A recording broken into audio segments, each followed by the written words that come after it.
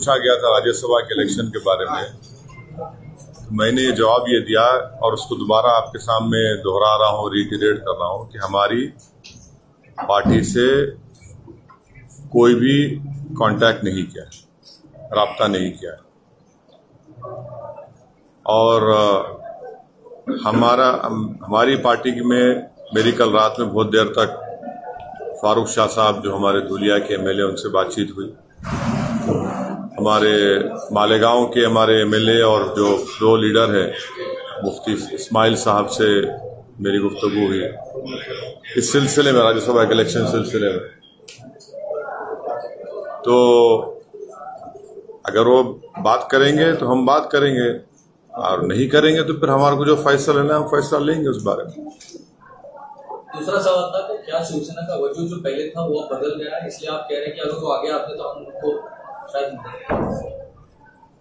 मेरे को नहीं लगता कि बदल गया है, कुछ नहीं बदला, क्योंकि 2000 लास्ट विधानसभा के चुनाव में यही कांग्रेस और राष्ट्रवादी खास तौर से मुस्लिम और दलित में जाकर ये मैसेज देते थे कि एमआईएम और ओवैसी को वोट मत दो, क्योंकि हमको भाजपा और सेना को रोकना है।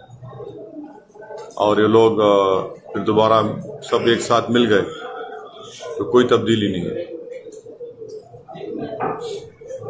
कानपुर में 50 से ज्यादा गिरफ्तारियां हुई हैं। कानपुर में 50 से ज्यादा गिरफ्तारियां हुई है और अवैध निर्माण जो बिल्डिंग्स हैं उसको गिराया जा रहा है। इस मामले में आप क्या कहना चाहेंगे? देखिए, कानपुर में जो तशद्दुद हुआ है, अफसोस के साथ कहना पड़ रहा है कि मेन स्ट्रीम टीवी मीडिया में सिर्फ एक तरफा वीडियोस दिखाए जा रहे हैं। पत्रमबाजी दोनों ग्रुप्स में हुई, और जब वेब न्यूज पोर्टल के लोग दोनों दिखाए कि यहां से भी पत्थरबाजी हो रही थी, इधर से भी पत्थरबाजी हो रही थी, तो यूपी की सरकार ने उन लोगों के ऊपर केसेस बुक कर दिए कि तुमने माहौल को खराब करने के लिए वीडियो दिखाए।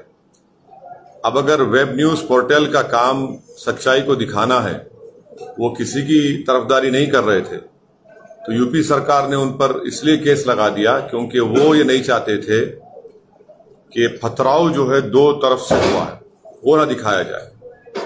तो वो उसके वीडियोस आज भी अवेलेबल हैं, और वहां पर कानपुर में पथराव हुआ है, दोनों तरफ पथराव हुआ है, मगर एक तरफा गिरफ्तारी जो हमेशा ऐसा ही होता है, और फिर एनएसए उन पर लगाना, और तीसरा ये धमकी देना कि उन लोगों के घर को तोड़ दिया जाएगा। दिल्ली में सुप्रीम कोर्ट ने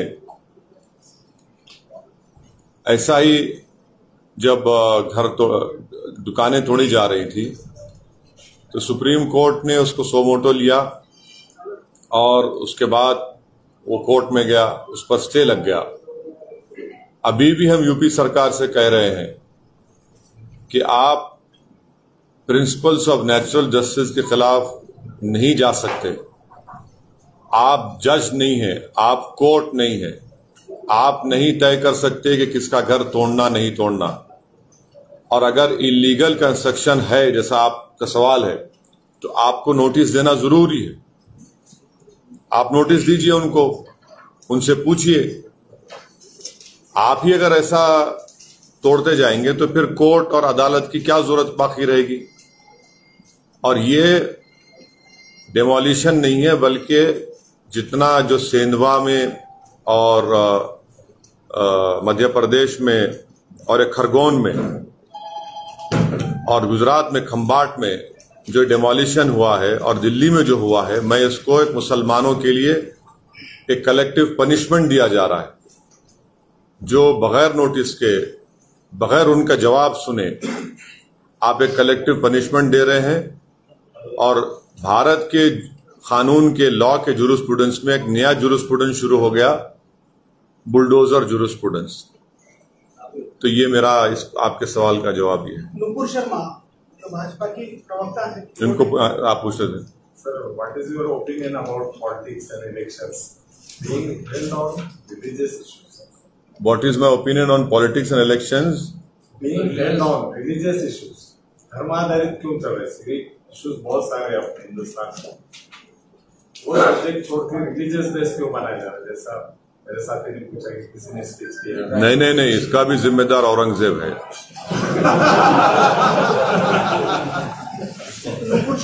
तो देखिए, रिलीजन तो कोड ऑफ कंडक्ट के कानून के लिहाज से आप इलेक्शंस के दौरान में रिलीजन को इस्तेमाल नहीं कर सकते,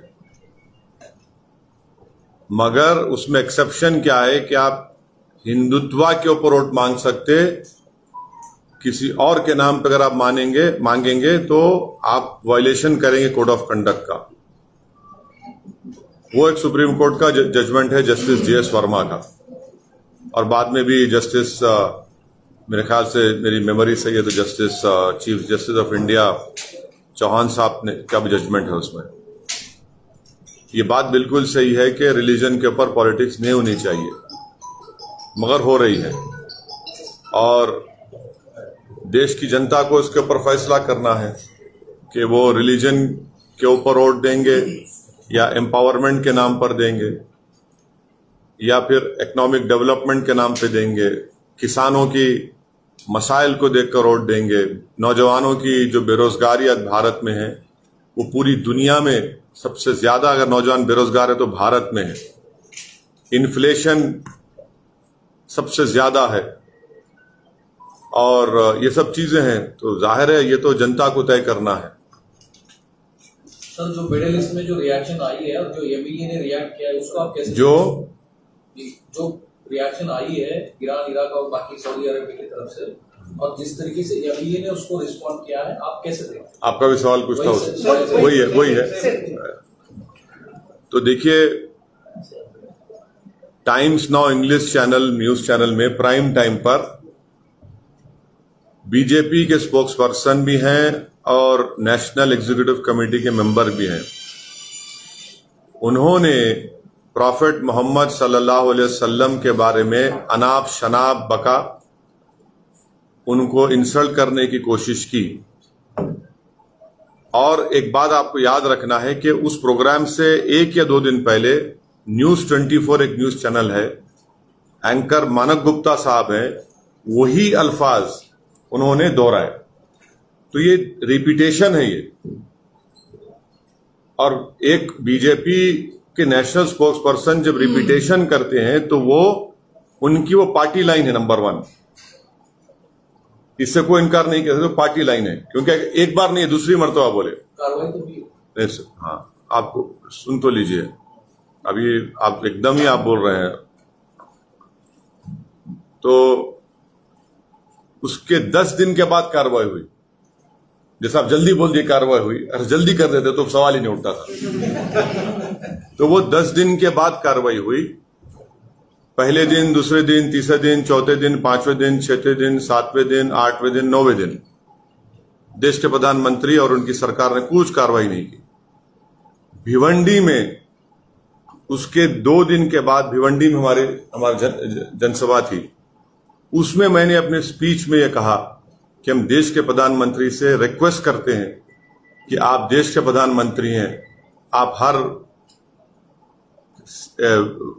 रिलीजन के, कास्ट के आप प्रधानमंत्री हैं, आप इनके खिलाफ एक्शन लीजिए, आपके स्पोक्स पर्सन के खिलाफ। ये गलत कहा उन्होंने, मगर प्रधानमंत्री उस पर एक्शन नहीं लिए, उनकी सरकार उस पर एक्शन नहीं ली।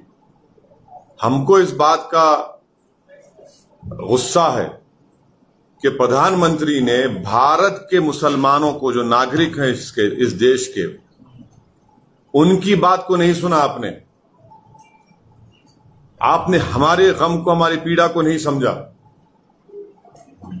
और आप अफसोस के साथ जो फॉरेन कंट्रीज में वहां पर उनके नागरिकों में गुस्सा पैदा हो गया, सोशल मीडिया पर वहां पर एक ट्रेंड करना शुरू कर दिया, इनके दोनों स्पोक्स पर्सन का, एक का ट्वीट और एक का वो अनाप शनाप जो उन्होंने बका। और अफसोस इस बात का है कि जब देश के वाइस प्रेसिडेंट प्लेन में थे, खतर को जा रहे थे, 2 दिन 3 दिन का ट्रिप था। जब प्लेन में उनसे थे, अभी लैंड नहीं किए दोहा में, तो उनसे कहा गया कि आपका बैंक्वेट कैंसिल हो गया है। जब वो लैंड करते हैं खतर में, तो जो मेजबान कंट्री है, जो होस्ट कंट्री है, वो भारत के एम्बेसडर को बुलाकर अपना ऑब्जेक्शन दर्ज करवाता है। और उसके बाद आप देखते हैं कि 12-13 कंट्रीज ने ये सब इस बात पर भारत को, एम्बेसडर्स को बुलाकर ये कहा। उसमें जो आपके भारत के जो एम्बेसडर हैं खतर में, उनका स्टेटमेंट आप पढ़ेंगे तो कहते हैं कि एक्शन लिया और ये लोग फ्रिंज थे, फ्रिंज एलिमेंट थे। आप बताइए कि कोई नेशनल पार्टी का, रूलिंग पार्टी का, जिसके 300 से ज्यादा एमपी हैं लोकसभा में, जो भारत के बहुत प्रदेशों में उनकी सरकार है, वो फ्रिंज होगा क्या? कैसे फ्रिंज होगा वो? और मुझे इस बात की सख्त ऑब्जेक्शन है कि एक एम्बेसडर का काम ये नहीं है कि किसी को फ्रिंज बोले, किसी को वो बोले। एम्बेसडर तो आता है, जैसा आपने कहा कि एमईए के तहत आता है, वो ऐसा बिहेव करे सा कोई बीजेपी पार्टी का स्पोक्स पर्सन है। वो चाइना में होता है, चाइना का जो सीपीपी का मॉडल है, उसमें कोई ऑफिसर अब बगैर पार्टी का बनता ही नहीं है। फिर उसके बाद आपने उनको दुनिया को और हमारे आंखों में धूल झोंकने के लिए आपने उनको सस्पेंड कर दिया, एक को पार्टी से निकाल दिया। वो आपकी नेक नियति को जार नहीं करता। अगर आप उनके उस भाषा को गलत मानते हैं, उनके ट्वीट को गलत मानते हैं, तो सरकार की जिम्मेदारी है कि वो उनको केस बुक करे, उनको अरेस्ट करवाए, उनको जेल को भिजाए। सिर्फ सस्पेंड करके आप ये नहीं बता सकते कि आपने बहुत बड़ा काम कर दिया। आपने कुछ काम नहीं किया, आपने 10 दिन के बाद काम किया, और आपने 10 दिन के बाद ये एक्शन लेकर देश के प्रधानमंत्री ने, जो 8 लाख भारत के लोग इन गल्फ कंट्रीज में काम करते हैं, उनको बड़ा परेशान कर दिया उन्होंने। अगर वहां पर उनकी सिक्योरिटी नहीं होगी, उनकी सेफ्टी नहीं होगी, तो देश के प्रधानमंत्री की जिम्मेदारी है। आप यहां पर इस तरह का अपने स्पोक्स पर्सन से पूरी इजाजत के साथ वो बकवास बोलते हैं, अनाप शनाप बकते हैं एक रिलीजन के खिलाफ। और आप तमाम मीडिया के लोगों के लिए मैं एक रिक्वेस्ट करके बता रहा हूं कि मुसलमानों के लिए, पूरी दुनिया में मुसलमानों के लिए सबसे महबूब तरीन चीज, सबसे जो सिंबल है हमारे लिए, वो prophet Muhammad peace be upon him, वो हमारे लिए बहुत इंपॉर्टेंट है। आप वहीं पर अनाप शनाप बकते हैं। तो इसमें आप देख लीजिए कि 8 मिलियन भारत के लोग गल्फ कंट्रीज में रहते हैं, 55% रेमिटेंस आते हैं हमारे देश को, मेहनत मजदूरी करते वो लोग। एनआरआई डेस्टिनेशन 10 में से 6 टॉप वहां के हैं। हमारा उनसे ऑयल आता है, एंटी टेररिज्म के ऊपर हम उनसे कोऑर्डिनेशन करते हैं। खतर अमेरिका का कमांड एंड कंट्रोल सेंटर वहां पर है। बहरेन में यूएस का नेवल बेस है। ट्रेड हमारा उनसे है। अभी हमने यूएई से बेहतरीन एक एग्रीमेंट साइन किया ट्रेड के लिए। तो इन सब चीजों को देश के प्रधानमंत्री दांव पे लगा दिए हैं। तो इसीलिए हम देश के प्रधानमंत्री से ये बता रहे हैं कि ये जो नफरत मुसलमानों के खिलाफ पैदा हो है, उसमें तो आप ही का रोल है, आपकी पार्टी का और आपका रोल है। हिजाब पे आपको खतरा, हलाल गोश्त पे आपको खतरा। अगर कोई बंडी पर गोश्त चिकन बनाकर बेचता तो नहीं, वहां नहीं बेचना तो दूसरी जगह बेच। हाँ, और फिर ये जो नफरत पैदा हो रही है, तो ये जो इकोसिस्टम बन चुका है, इसीलिए इनको लगता है कि जो चाहे बोलो, इनको कुछ फर्क नहीं पड़ता है। 80-20 की लैंग्वेज कौन बोला है? शमशान कब्रिस्तान की जबान किसने इस्तेमाल की? किसने कहा था कि कपड़े देखकर पहचानो कि कौन दंगाई है? ये पूरा बनता है ना इससे। देश के गद्दारों को गोली मारो, डैश डैश लोगों को। इन सब चीजों की वजह से इकोसिस्टम बन गया नफरत का। इसलिए भारत में मुसलमानों की डिग्निटी कहां है, हम पूछना चाह रहे हैं। अब आप ये सब बोलते बोलते बोलते हमारे प्रॉफेट मोहम्मद सल्लल्लाहु अलैहि वसल्लम पर आगे बात। डिग्निटी याद रखिए, भारत के संविधान का एक बहुत बड़ा हिस्सा है और कोई किसी को आप ऐसा नहीं कर सकते। और अभी भी हम उम्मीद करते हैं कि किसी भी मजहब के बड़े बड़े जो उनके रहनुमा है, जिस पर उनको अपना फेथ है, रोकिए ना आप। रोकना चाहिए, किसी को बोलना नहीं चाहिए उनके ऊपर।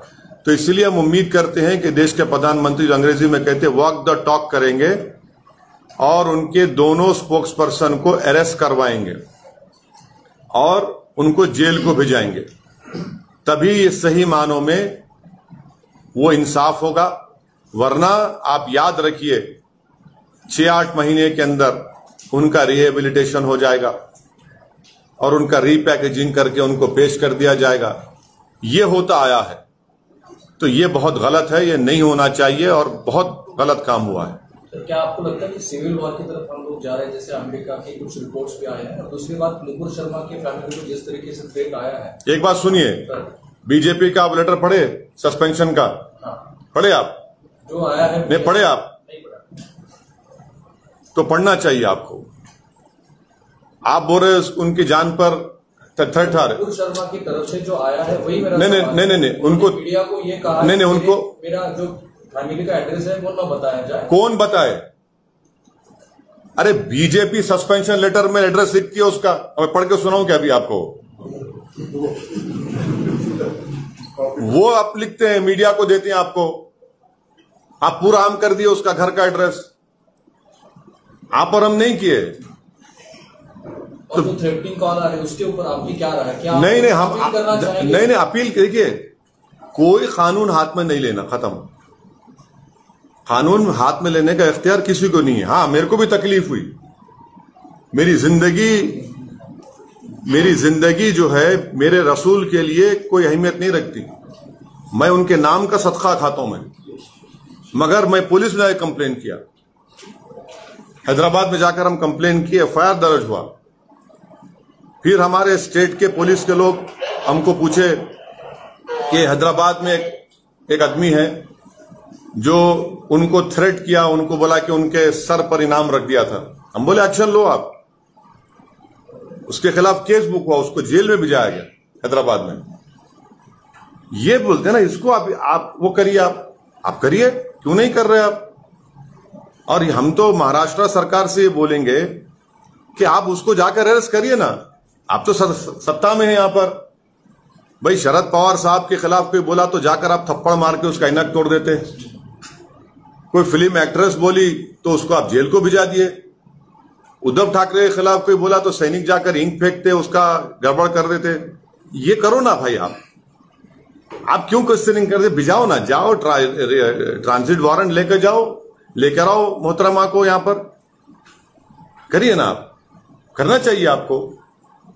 क्यों? सिविल वार वाला एक सवाल पूछा था मैंने, सिविल वार वाला एक सवाल पूछा था जो अमेरिका की डिफेंस सेक्रेटरी का जो रिपोर्ट्स आया है। कौन से अमेरिका सेक्रेटरी का डिफेंस? जो अमेरिकन का अभी जो करंट गवर्नमेंट है उसमें हिंदुस्तान में जिस तरीके से अटैक हो रहे हैं। मैंने सवाल ये पूछा कि क्या सिविल वॉर की तरफ डिबेट हो रही है? सुनिए, अगर मैं पढ़ा होता तो जरूर उस पर तबसरा करता।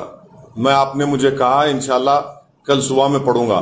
मगर एक रिपोर्ट है जो आपको पढ़ना चाहिए, वो है अमेरिका की स्टेट डिपार्टमेंट ने रिलीजियस फ्रीडम रिपोर्ट जारी करके हर साल 3 साल से भारत को वो कंट्री ऑफ कंसर्न में डाल रहे हैं। पिछले हफ्ते वही तो आया। नहीं, रिलीजियस फ्रीडम की रिपोर्ट है, कंट्री ऑफ कंसर्न में डाल रहे हैं कि हमारी क्या हमारा स्ट्रेटेजिक रिलेशनशिप अमेरिका से 3 साल से। और वो पढ़ते हैं दुनिया में सब लोग रिपोर्ट को। तो इस पर क्या करेंगे? आप बोलते हैं वोट बैंक पॉलिटिक्स। एक वो जवाब है। और जो कुछ भारत में हो रहा है ना, ये नॉर्थ कोरिया चाइना नहीं है। ये सब दिखता है पूरी दुनिया में क्या हो रहा है क्या नहीं हो रहा है। अमेरिका जिससे हमारे क्लोज रिलेशनशिप है, उनकी रिपोर्ट है कि कंट्री ऑफ कंसर्न में इंडिया को डाल रहे हैं। तो ये मोदी सरकार को इसको देखना पड़ेगा कि क्यों अमेरिका कंट्री ऑफ कंसर्न में डाल रहा है। हमारे फॉरेन मिनिस्टर बोलते हैं इंडियाज इंटरनल मैटर्स है, इंटरनल मैटर्स। फिर ये कैसा हो गया भाई? फिर ये कैसा हो गया बताइए? इतने 12-12, 13-13 कंट्रीज भारत के ये आप बीजेपी के स्पोक्स पर्सन के ऊपर तबसरा कर रहे हैं। सर सिविल वॉर पे जवाब नहीं दिया। मैं रिपोर्ट नहीं पढ़ा। सर पंजाब के सिद्धू उनको पूछना नहीं पूछा। समान नागरिक कायदा जो है अभी चल रहा है, ये जगह पे असम आने वाले हैं, तो आपका क्या कहना है उसके समान नागरिक कायदे के बारे में? Uniform civil code. देखिए, यूनिफॉर्म सिविल कोड के ताल्लुक से जब लॉ कमीशन ने, पिछला लॉ कमीशन ने हम सवाल ओपिनियन पूछे तो हमारी पार्टी की तरफ से हम लिख कर दिए थे कि यूनिफॉर्म सिविल कोड की भारत में जरूरत नहीं है। और हमारा मानना यह है कि भारत की खूबसूरती उसका कल्चर है, उसका मल्टी कल्चरल है, मल्टी लैंग्वेज है, मल्टी रिलीजियस कंट्री है, भारत की खूबसूरती है। आप यूनिफॉर्म सिविल कोड की बात करते हैं तो ये हमारे संविधान के पार्ट 4 का हिस्सा है। उसमें शराबबंदी का भी जिक्र है। बंद कर दो ना शराब, आप बंद कर दो। नहीं बंद करेंगे क्योंकि जो वो यूनिफॉर्म सिविल कोड की बात कर रहे वो शराबबंदी की बात नहीं करेंगे। इसलिए नहीं करेंगे कि शाम में 7 बजते की टून होना है उनको। आप बंद करो ना भाई। डायरेक्टिव प्रिंसिपल में कहा गया शराब के ऊपर आप शराब नहीं बंद करते। उसी डायरेक्टिव प्रिंसिपल में कहा गया कि देश के जो रिसोर्सेज हैं वो देश के नागरिकों में इक्विटेबल डिस्ट्रीब्यूट होनी चाहिए। अब आप जानते हैं कि देश की 45% दौलत 10 लोगों के पास है। वो क्या वो डायरेक्टिव प्रिंसिपल के खिलाफ नहीं जा रहे हम। अनएम्प्लॉयमेंट का जिक्र डायरेक्टिव प्रिंसिपल में, पूरे विश्व में अगर सबसे ज्यादा अनएम्प्लॉयमेंट है तो भारत में। आप वो डायरेक्टिव प्रिंसिपल को भूल जाते हैं आप। अब आप डायरेक्टिव प्रिंसिपल की, आप यूनिफॉर्म सिविल कोड की बात कर रहे। क्या कोई महाराष्ट्र का आदमी जाकर हिमाचल प्रदेश में एग्रीकल्चर लैंड खरीद सकता? नहीं खरीद सकता। नहीं खरीद सकते आप जमीन को। क्या आप, अगर आपको हमने संविधान में नॉर्थ ईस्ट के लिए उनका कल्चर का प्रोटेक्शन दिया है, क्या आप वहां पर आग लगाना चाहते हैं? आप लोग वहां पर नॉर्थ ईस्ट में उनका कल्चर बहुत इंपॉर्टेंट है। मिजोरम, नागालैंड, इन तमाम आसाम, इन जगहों पर क्या आप वहां पर करेंगे? फिर आसाम के मुख्यमंत्री बोलते ए मुसलमान 2-3 शादी कर। अरे भाई प्रूफ बताओ। जो 2004 और 5 में नेशनल फैमिली हेल्थ सर्वे हुआ था उसमें देख लो हिंदू मुसलमान बराबर के 2-2 शादियां कर रहे वो लोग। आप बोलते हैं शादी, अरे कहां शादी कर रहे? फिर कोई बोलता नहीं यूनिफॉर्म सिविल कोड लाओ, नहीं तो मुसलमान बच्चे बहुत पैदा कर रहे, वो भी झूठ। क्योंकि अभी जब latest national family health survey आया, जो TFR रेट मुसलमानों का 10 या 15 साल पहले था, वो गिरावट आई, उसमें बहुत गिरावट आई। अब यूनिफॉर्म सिविल कोड की आप बात करें, हमको बताइए जो हिंदूज को हिंदू अनडिवाइडेड फैमिली में टैक्स रिबेट मिलता, भाई मुझे क्यों नहीं मिलता? क्रिश्चियंस को क्यों नहीं मिलता? क्या वो राइट टू इक्वालिटी के खिलाफ नहीं है भारत के संविधान के? क्या आप उसको सबको देंगे क्या टैक्स रिबेट? और फिर आप यूनिफॉर्म सिविल कोड की बात करेंगे तो क्या वो दयाभागा स्कूल ऑफ थॉट होगा या मिताक्षरा स्कूल ऑफ थॉट पर होगा? बताइए आप। सतपति रहेगा या निकाल देंगे आप? ये कहां देश को कहां ले जा रहे हैं आप? गरीबी, बेरोजगारी मुकद्दर बन गया भारत के नौजवानों का। इस देश का सबसे बड़ी ताकत उसका डेमोग्राफी डिविडेंड है। 60% जनता जो है 40 साल के कम उम्र की है। आप उनको रोजगार पे लगाओ, काम पे लगाओ, उनको कुछ करो। तो मोदी जी बोलेंगे मैं लाभार्थी कर दिया। अरे भाई, एक नौकरी नहीं है उनको नौकरी कुछ करो आप, कुछ नहीं। अब यूनिफॉर्म सिविल कोड का एक झुंझुना दे दिए, लेके नाचो उसको, पेट भर जाएगा तुम्हारा। तो यूनिफॉर्म सिविल कोड की जरूरत ही नहीं है भारत को, बिल्कुल जरूरत नहीं है। बीजेपी का एजेंडा है। हमारी पार्टी लॉ कमीशन को लेटर लिख कर दी थी कि हम उसके खिलाफ हैं। और एक बात याद रखिए, मुसलमानों को उनको संविधान में प्रोटेक्शन आर्टिकल 29 से है, वो फंडामेंटल राइट है। मेरा कल्चर का प्रोटेक्शन है। आप कैसा कल्चर को छीन लेंगे मेरे? एक डायरेक्टिव प्रिंसिपल क्या फंडामेंटल राइट को छीन लेगा? तो ये सब चीजें हैं जो चैलेंजेस देश के सामने, उसको देखना नहीं चाहते। पंजाब के गायक सर इस देश की जो धर्मांध शक्ति को रोकने के लिए आदरणीय प्रकाश आंबेडकर साहब हो या आप सब मिलकर लोकसभा चुनाव के लिए आए, कि पूरा देश 80% जो बहुजन समाज है आपकी तरफ भगवान के जैसा सोचते थे दोनों। तो इस लोकसभा में क्या हुआ? सरकार में जो है ना लोगों का विश्वासघात हुआ आपकी तरफ से, दोनों की तरफ से, ऐसा लगता है सर? देखिए, हम और बाड़ा साहब जो है अलायंस में थे और बाड़ा साहब के साथ हम लोग, मैं खुद गया, कई मीटिंग्स को एड्रेस किया पार्लियामेंट के चुनाव में, और मैं हमेशा बाड़ा साहब को बोलता था कि हमको पार्लियामेंट चुनाव में उतनी ज्यादा कामयाबी नहीं मिलेगी, विधानसभा में मिलेगी, क्योंकि हम लोग लास्ट मोमेंट पर मिले थे। तो बड़ा साहब बोलते नहीं ओवैसी साहब आप नहीं जानते, हम लोग सीट निकाल रहे, जितने जीत रहे कर। मैं ठीक है सर, आपको अच्छा मालूम। फिर वो असेंबली का चुनाव आया तो मैं बड़ा साहब से हम लोग मिले, इम्तियाज साहब मिले, डॉक्टर गफ्फार खादरी हमारे वर्किंग प्रेसिडेंट वो मिले। हम उनसे एक ही रिक्वेस्ट कर रहे थे कि हमको आप कितने, हम 16 सीट बोले, 20 सीट बोले थे, 32 सीट्स के हम लिस्ट दिए थे उनको, तो वो राजी नहीं थे। फिर मैं पूना गया, पूना जाकर मैं उनसे अकेले 1-to-1 बात किया बड़ा साहब से। मैं आज भी इज्जत करता हूं और कल भी करता रहूंगा। आखिर में उनको बोला कि बड़ा साहब एक काम करिए, आप 32 नहीं, बोला ठीक है 32 नहीं, आप मेरे को सिर्फ 8 सीट दे दो, जिसमें से 2 हमारे सिटिंग एमएलए है, इम्तियाज साहब की सीट और वारिस पठान की। उस पर भी बोले नहीं, वो भी नहीं दूंगा मैं। अब आप बोलिए मेरा सिटिंग एमएलए की सीट पर अगर आप नहीं देंगे तो कैसा होगा? मैं बोला भाई 8 सीट दे दो मेरे को, आप पूरा ले लो। तो मैं 3-4 घंटे बैठा, वो उसके बाद नहीं हुआ। तो अब मैं सिटिंग एमएलए की सीट कैसे छोड़ूंगा बताइए आप? तो यकीनन लोगों को इस बारे में तकलीफ होंगी, हमको भी तकलीफ है। अब ये प्रैक्टिकल रीजंस हैं, तो इस पर अब क्या कर सकते हैं? मैं मोहन भागवत जी ने कहा है कि देश के अल्पसंख्यक के शिवलिंग, ये बात आपको मैंने तफसील रखने वाली है या कैसा लगा? उन्होंने बहुत बोलते रहते हैं साहब, उस पर ज्यादा ध्यान देने की जरूरत नहीं है। तो इसलिए सर कहीं नहीं जा रहा हूं, मुकम्मल कर लूं मोहन भागवत। तो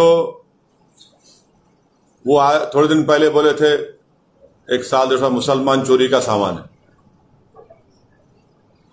अब बोलते हैं कि ये बयान दिए, और उस बयान का पूरा आप पूरा हिस्सा बोलिए ना आप। उस स्टेटमेंट में, उनकी भाषण में उन्होंने कहा कि मुसलमानों के पूर्वज हिंदू थे और आक्रमण करने वालों ने इस्लाम को लाया। ये क्या बात है भाई? बार बार हमको आप ले जाकर एक रिलीजन जोड़ देते हैं। तो क्या मोहन भागवत साहब के पूर्वज क्या बुद्धिस्ट थे क्या? उनको जबरन चेंज कर दिया गया, ये क्या बात है? और बोलते कि इस्लाम आक्रमण इस्लाम आक्रमण से नहीं आया देश में। इस्लाम आया केरल में, ट्रेडर्स से आया, स्कॉलर्स से आया, सूफियों से आया, और इसीलिए देश के प्रधानमंत्री भारत की सबसे पहली मस्जिद, बल्कि पूरे जो हम लोग बोलते हैं ना बर्रे सगीर सब कॉन्टिनेंट, उसकी सबसे पहली मस्जिद ले जाकर उसका मिनिएचर सऊदी अरब के बादशाह को दिया। और ये बोलना कि ऐसा मत करो भाई, जितने पिटिशनर ज्ञानवापी में, मथुरा में, क्या वो संघ के नहीं है क्या? संघ के हैं पूरे वो। आप उनका बैकग्राउंड चेक कर लीजिए, मालूम कर लीजिए। खुद तेलंगाना में उनका प्रेसिडेंट बोलता है कि हम मस्जिद को खोदेंगे। ये क्या बात कर रहे हैं वो? आप खुद पार्टी हैं उसमें, आपके लोग कोर्ट को भाग रहे हैं, आपके सब लोग आपको वो बोल रहे हैं। तो केसेस विड्रॉ कर लो ना, फिर आप खत्म करो केसेस को। फिर आप सर अभी जो लोकल इलेक्शन हुए उसमें आप एमआईएम, कांग्रेस, राष्ट्रवादी या आठवले इसके साथ कोई अलायंस करेंगे? अभी तो अलायंस का कोई बात सोचे भी नहीं ना, बहुत जल्दी है। अभी तो हम अपनी पार्टी को मजबूत करने निकल रहे हैं, संगठन को, जनता से अपने जाके अपना मैसेज देने का, और उसी तैयारी में हम लोग लगे हुए हैं। अब ये अलायंसेस का तो ये और डॉक्टर गफ्फार कादरी साहब आपको अच्छा बताएंगे। महाराष्ट्र में स्टेपिंग स्टोन बोल के एमआईएम का यूज बहुत कर रहे हैं। शुरू में आते हैं एमआईएम में और बाद में राष्ट्रवादी में जाओ कांग्रेस। अरे मैं कभी फायदा तो हो रहा ना, नुकसान तो नहीं हो रहा किसी को। सर जो पुराने जो लोग हैं, अभी पुराने लोग, आप भी तो पुराने हैं, आजकल मीडिया में आ गया। पुराने लोगों को आप नगर पालिका है, हमारी ख्वाहिश है कि यहाँ पे भी कुछ नगर सीट चुन के आए। आपके दिल में कुछ राष्ट्र पावा है। ऐसा सर एक सवाल ये है, आपके नामदेव के प्रेस कॉन्फ्रेंस के बाद शिवसेना के अरविंद सावंत ने ये बात कही कि जिस तरीके से हम लोग अभी नई राजनीति लेके चले हैं, तो ये एमआईएम का फर्ज है कि वो हम लोगों को सपोर्ट करें। और दूसरी बात, जब इम्तियाज जलील साहब हमसे बात कर रहे थे तो उन्होंने कहा कि हमारी भी कुछ कंडीशंस है, तो वो क्या कंडीशंस? ये इम्तियाज जलील साहब बता सकते हैं, क्योंकि ये उनका पहला सवाल। नहीं देखिए, कोई बातचीत हमारे से कोई नहीं करे, मैं आपको बता रहा हूँ, गलत कह रहे हैं, तो कंडीशन लाने का सवाल ही क्या होता। मैं जब हमारे दोनों विधायक से बात किया तो उन्होंने कहा कि हमारे उनके कॉन्स्टिट्यूंसी में उनके बहुत से डेवलपमेंट के मसाइल हैं, मालेगांव में है, धुलिया में है, और साथ ही साथ जो है माइनॉरिटीज के इश्यूज भी हैं महाराष्ट्र में। तो हमसे कोई जब बात करेंगे तो हम क्या बात करें, आपको बोल सकते हैं। सर कल औरंगाबाद में शिवसेना औरंगाबाद का नाम जो है संभाजीनगर करने जा रही है, आपको कैसे मालूम? ये बात पिछले हफ्ते से चल रही है, और जो खैरे साहब हैं उन्होंने वैसे ही मीडिया को कहा है कि ये बात पूरी हो गई है, उस्मानाबाद का भी नाम चेंज होगा और औरंगाबाद का भी चेंज। अब बोलते हैं खैरे साहब, अल्लाह उनको सेहत दे।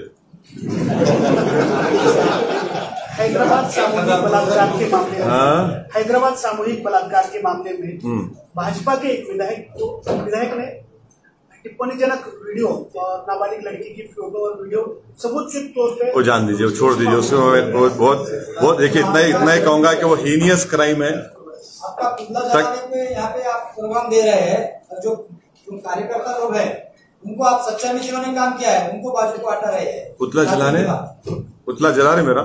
चलाया है आपने? अरे बहुत अच्छा है ना। नहीं आप देखिए, सुनिए, ऐसा है ना, हमारा नहीं सुनिए, पुतला जलाए तो बलायात जाते कहते जलाना चाहिए, क्या बात है, मैं क्यों जलूंगा, मैं जलाओ, कोई बात नहीं, बहुत अच्छी बात है। राज्यसभा के बारे में बोल दिया ना, अभी 3 मरतबा फिरा के पूछ रहे थे मेरे को। तेलंगाना सरकार आप एक चीज को देंगे, आप वोट किसको देंगे? सीधा बात, सीधा बात। अभी जब बात करेंगे तो करेंगे, नहीं करे तो अपना फैसला करके बताएंगे। किससे करेंगे? हाँ देखो सुनिए, भाजपा और सेना में क्या? नहीं सुनिए, अभी हम तो आपके जरिए से बोल दिए, वो मैसेज जाएगा, वो लोग बात करेंगे, हम बात करेंगे। सुनो, आप नहीं बात करेंगे, हमारे जो कर रहे हैं फैसला लेंगे ना। ये तो दोनों भी, एक तो सेना है दूसरी भाजपा। अरे भाई आप किससे बात करेंगे? अरे जो बात करेंगे हमसे, उनसे बात करेंगे। अच्छा, भाजपा ने बात की तो भी आप बात करेंगे? नहीं, भाजपा से क्यों बात करेंगे? अरे उसमें अकेले वो हैं क्या?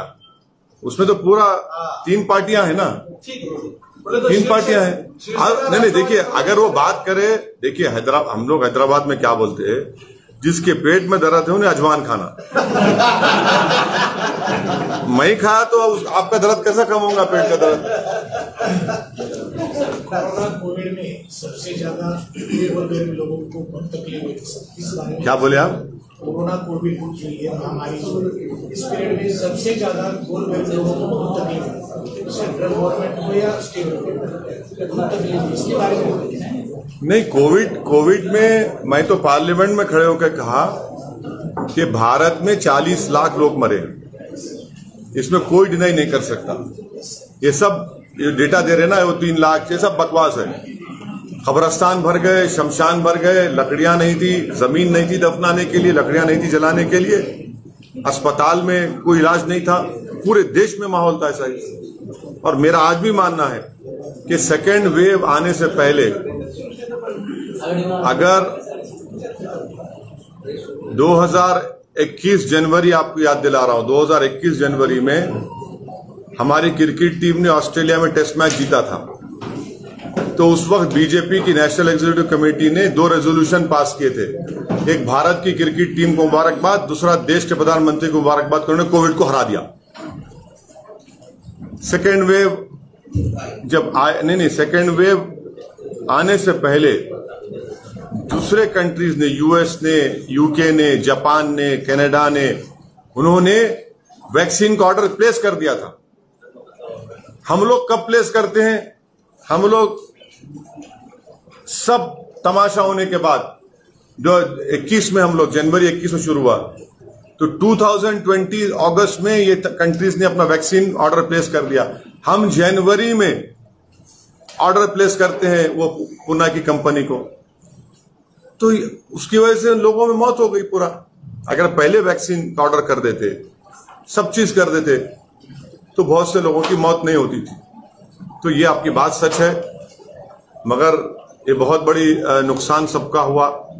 बहुत से परिवार ने, खानदान ने अपने माँ को, भाई को, वालिद को, पतियों को, सबने खोया है। सोनिया गांधी हाँ, के नाम पर कोई बोलता है तो उस पर खटला दायर किया जाता है। हाँ, फिर सरकार ये ऐसा अपने बोलने को हक नहीं है कि जो अपने जात पर बात करें, उसको हक नहीं है। नहीं, आप बराबर बोलिए, मगर आप किसी को नीचा मत दिखाइए। आप किसी को नीचा मत दिखाइए और किसी को ये मत बोले कि ऐसा इंसल्ट करना, ये तो गलत है ना। फ्रीडम ऑफ एक्सप्रेशन है। अभी बस है ना, हो गया। लास्ट सवाल। अरे आप ठहर जाइए। अब असद मंत्री साहब ने बोला था कि हम जुल्म सह लेंगे, लेकिन देश के अखंडता पे हम आंच आने नहीं देंगे। तो क्या कांग्रेस जुल्म सहने के लिए तैयार करने की कोशिश कर रहे हो क्या? नहीं, देखिए, भारत के संविधान में राइट टू लाइफ एक फंडामेंटल राइट है, डिग्निटी एक फंडामेंटल राइट है। तो मैं अपनी डिग्निटी को नहीं खो सकता, ना खोने दूंगा। मेरी सबकी जिंदगी भारत में उसकी life, right to life fundamental right है।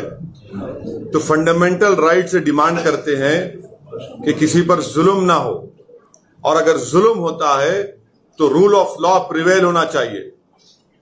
मैं कोई मुसलमान, भारत में कोई एक चमन नहीं है कि हर कोई चल के चले जाएंगे मुझ पे से। हम सब बराबर हैं। मेरी भी जान की उतनी कीमत है जितना दूसरे लोगों की जान की कीमत है। मेरी भी डिग्निटी है। तो ये कॉन्स्टिट्यूशन का प्रोविजन है, तो हमको उसको देखकर बात करनी चाहिए। और मेरा मानना यह है कि कोई भी हमारे को जुल्म नहीं कर सकता, ना करना चाहिए। जुल्म करेगा तो हम कानून का इस्तेमाल करेंगे, उनके खिलाफ मुकदमा, गुनाह दर्ज कराएंगे, और हम खामोश नहीं बैठेंगे। आप ऐसा नहीं कर सकते किसी पे जुल्म कह सकते। जुल्म होता क्यों?